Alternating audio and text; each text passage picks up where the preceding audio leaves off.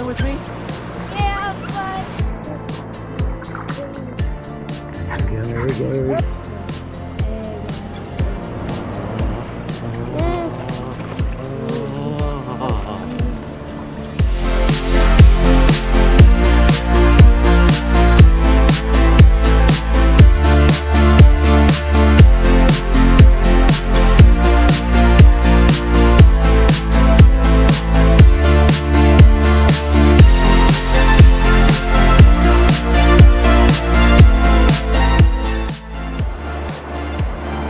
On the video.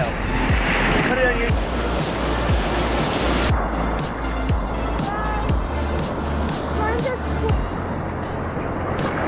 There you go.